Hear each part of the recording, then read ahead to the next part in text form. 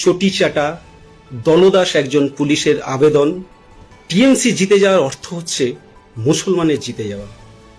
হ্যাঁ, নমস্কার, আমি রামকৃষ্ণ কয়াল, পেশায় একজন কলকাতা পুলিশ কর্মী। 23 বছরের কর্মজীবন অতিবাহিত, এখনো 17 বছর কর্মজীবন বাকি আছে। তো এই 23 বছর কর্মজীবনের 15টি বছর আমি এই তৃণমূল সরকারকে দিলাম। এই 15 বছরে আমি দেখলাম কিভাবে ডিপার্টমেন্টের ইসলামীকরণ হচ্ছে। আমি 15 বছরে দেখলাম কিভাবে প্রশাসনিকভাবে হিন্দুকে, বাঙালিকে মুসলিম হওয়ার জন্য উৎসাহিত করা হচ্ছে। আসন্ন এই বিধানসভা নির্বাচনে প্রথম ফেজের নির্বাচন হয়ে গেছে। সেকেন্ড ফেজের নির্বাচনে এই দক্ষিণবঙ্গের সমস্ত বাঙালির কাছে আমার আবেদন, আপনাদের ভাষায় এই তথাকথিত চটি চাটা দলদাস একজন পুলিশের আবেদন, আপনারা এমনভাবে ভোট করুন, ভোট দিন যাতে সরকারের পরিবর্তন হয়। হ্যাঁ, আমি একজন দলদাস চটি চাটা পুলিশ এই কথাটা বলছি, কারণ আমি দেখেছি কি দ্রুততার সাথে এই ডিপার্টমেন্টকে ইসলামীকরণ করা হচ্ছে, কিভাবে প্রশাসনিকভাবে বাঙালিকে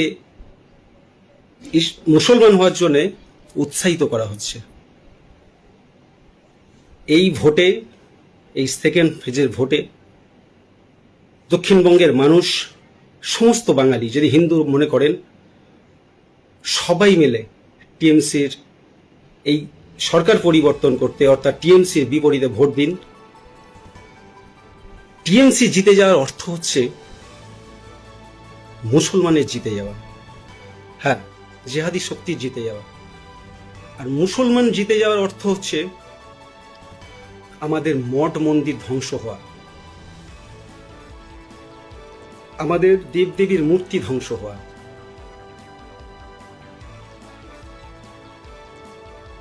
কেন বলছি? মুসলমান জিতে যাওয়ার অর্থ হচ্ছে, টিএমসি সরকার জিতে যাওয়ার অর্থ হচ্ছে মুসলমানের জিতে যাওয়া। আর মুসলমানের জিতে যাওয়ার অর্থ হচ্ছে আমাদের মঠ মন্দির, দেবী দেবী ধ্বংস হওয়া, মূর্তি ধ্বংস হওয়া, মন্দির ধ্বংস হওয়া, এবং আমাদের মা বোনেদের ইজ্জত যাওয়া, রেপ রেপ হ্যাঁ রেপ। কারণ ইসলাম ধর্ম মতে,